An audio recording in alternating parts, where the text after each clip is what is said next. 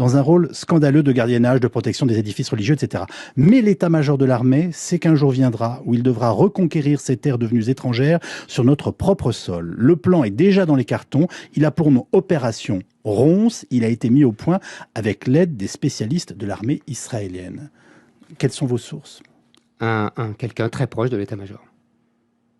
Vous prétendez que l'armée française est prête à faire Oui. quoi Un nettoyage. À faire du nettoyage? Oui. C'est la bataille d'Alger qui recommencera. C'est exact. Civil. Oui, nous sommes. Excusez-moi, sans mentionner vos sources, vous vous rendez compte? Attendez, c'est pas vous, journaliste, qui allez me demander à moi, journaliste, de citer mes sources. Je vous dis, je le tiens. Je le fais remarquer, c'est tout. C'est mon rôle. Je vous tiens de sources sûres, de gens très proches de l'état-major. Je n'ai pas donné ce nom Ronce en vain.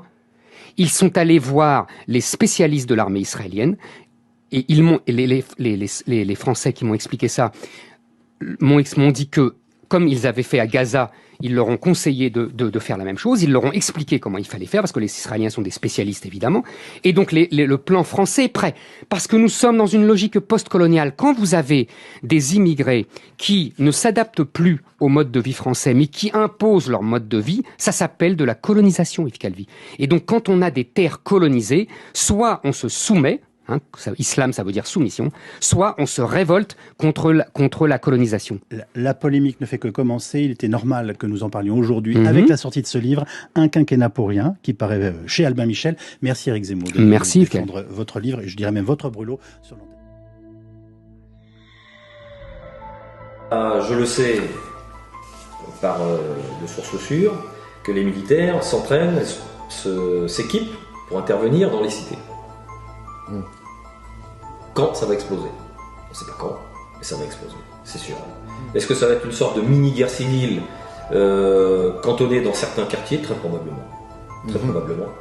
Mais il y a un moment où il va y avoir un acteur politique qui va dire on y va, et on va y aller. Donc il faut s'équiper et s'entraîner. Vous avez des modes opératoires que je tairai ici. Nous, on travaille énormément les CRS, on travaille, ils travaillent, je ne travaille plus maintenant, mais ils travaillent sur des techniques pour des tueries de masse, notamment. Comment on réagit aux tueries de masse, comment on intervient sur une tuerie de masse. Les CRS s'entraînent.